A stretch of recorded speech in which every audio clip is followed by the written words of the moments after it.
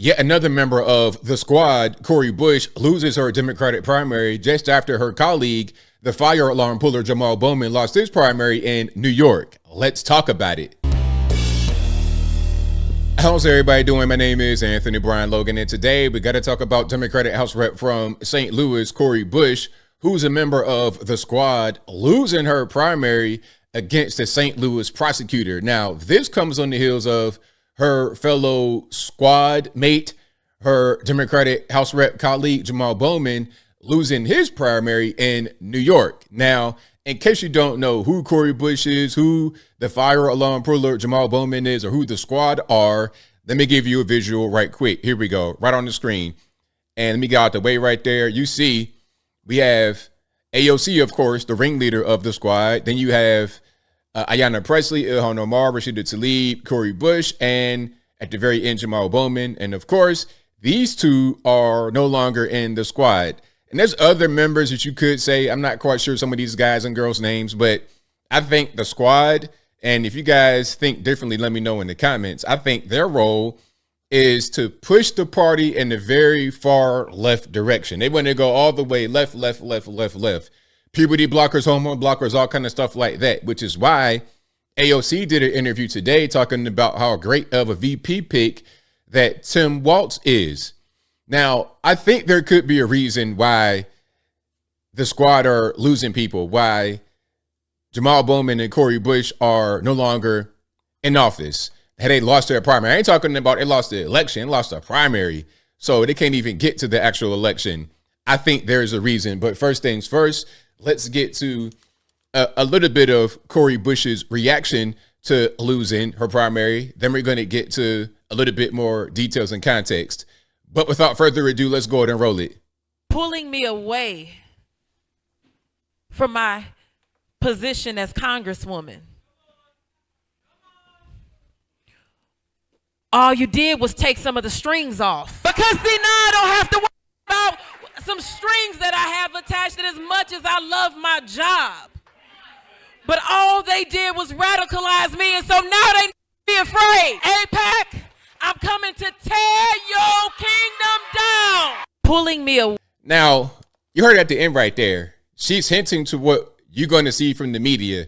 If you're looking at the media all over, left, right, it doesn't matter. They're going to say what happened here, and it might have been the same case with Jamal Bowman, was that a pro-Israel group stepped in and gave a bunch of money to her opponent because they didn't want her to win her primary because of her stance on Israel-Palestine. That's what they are going to say.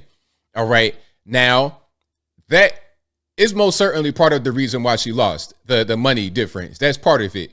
But let's not forget, we don't want to have short memories now. Let's not forget in 2016 how one Donald J. Trump had about 775 million compared to Hillary Clinton's 1.2, 1.3 billion, whatever the specific numbers were, whatever the exact numbers are.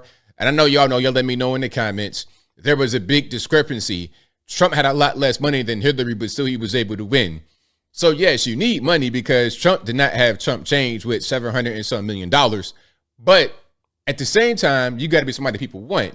You got to be who the people are actually going for. Money isn't enough. Do I like you? Do you have good policies? That's going to be how you succeed. Okay, now let's get to a little bit more here with some context from Fox. Check it out. Voters in a deep blue district in eastern Missouri showing the door to progressive Congresswoman Cori Bush. I miss her already. She's now the second squad member to be ousted by constituents who are fed up with the anti-Israeli rhetoric and the defund the police rhetoric. Yeah, Israeli organ. Now, the whole defund the police thing, that's an issue, that's a problem. But at the same time, let's not forget, I think she became a House rep right after the whole George Floyd thing, right after Ferguson, Missouri. And she was a BLM activist. And I believe that she still is a BLM activist. So let's not forget about that part. If they didn't want the whole defund the police policy, why did they vote for her in the first place? That doesn't make any sense, but I digress.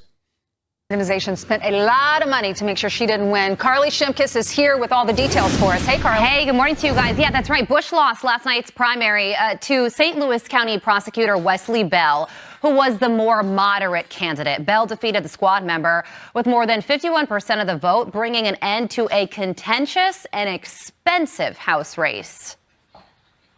This isn't just about campaigning and adults talking and negative messaging, but our kids are watching. Yes, they are. Yes. And what we say matters. This district is ready for better and more accountable representation in Washington, D.C. Now, I want to say something right now. Can I just address the elephant in the room? Don't nobody get offended, please. I beg if you don't get offended. But this guy right here is soft as soft can get. And you're a leftist, you're talking about let's be progressive values. He's not going to be that much different than Cori Bush was, in my humble opinion, as a U.S. House rep from this particular district in Missouri.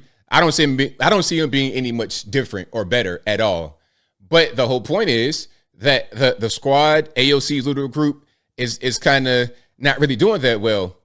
Progressives should actually make progress. Bell getting the win thanks in part to the backing of several pro-Israel groups. Bush is now the second squad member to lose their primary after Congressman Jamal Bowman suffered a similar loss to a pro-Israel Democrat in New York. But the soon-to-be former Congresswoman says she's not going anywhere. AIPAC, I'm coming to tear your kingdom down. And let me put all of these corporations on notice. I'm coming after you too. We will keep supporting a free Palestine, a free Congo, a free Sudan, and keep opposing genocide and human rights abuses worldwide. Bell will face off against either Republican Andrew Jones or Stan Hall in November. The GOP primary has not been called, but Jones is currently leading by just under 200 votes. So that's a close one, guys. Over to you. It is indeed. Thank you very much. You're welcome. Well, it's about time. I mean, I think it's great for the country that a Democrat beat a Democrat, but that squad mentality of anti-Americanism, socialism, activism, pro-Israeli. We're watching AOC and Ilhan Omar walk with the Columbia rioters and campus, anti-Israel, walk with it and praise them and ridicule President Biden for his support of Israel, which has been wavered now because he's trying to win over the left at the same time. And I think the message sent, Jamal Bowman, an embarrassment to New York, gone.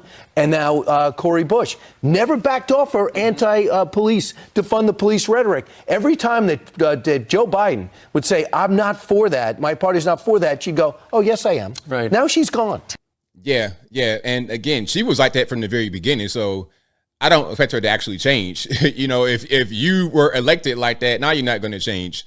But the far left rhetoric that was popular when a lot of these individuals got a lot of shine, that's starting to become a problem for the Democrats, and they're trying to correct it, in my humble opinion. They're trying to correct the problem. They don't like this kind of cancer that's spreading within that particular fraction, that faction of the Democratic Party. They want that to be out.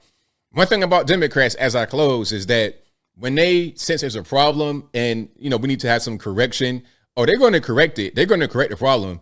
Yeah, okay, you're in the way, you're subversive. Okay, you got to go over there because we got a certain goal we're trying to meet. And if you're in the way doing what you're doing, we can't do what we need to do with much success. And I think I'll leave that right there for now. And what say you? What's your take on this whole situation? Cori Bush, Jamal Bowman, the squad kind of faltering. Whatever your thoughts are, let me know in the comments below. You guys know where I'm at. I mean, this was the inevitable outcome. And I hope that we have a lot more stuff like this that goes on, more corrections. But unfortunately, they didn't already pick, who was that, Tim Walz, you know, a pure 100% commie. They didn't already pick him to be the VP pick. So they're kind of sending the message with that one right there. I don't know. It's kind of weird.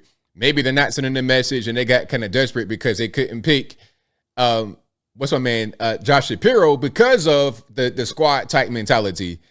So it's a whole bit mess over there. I'm for, I love to see the party crash and burn and never come back.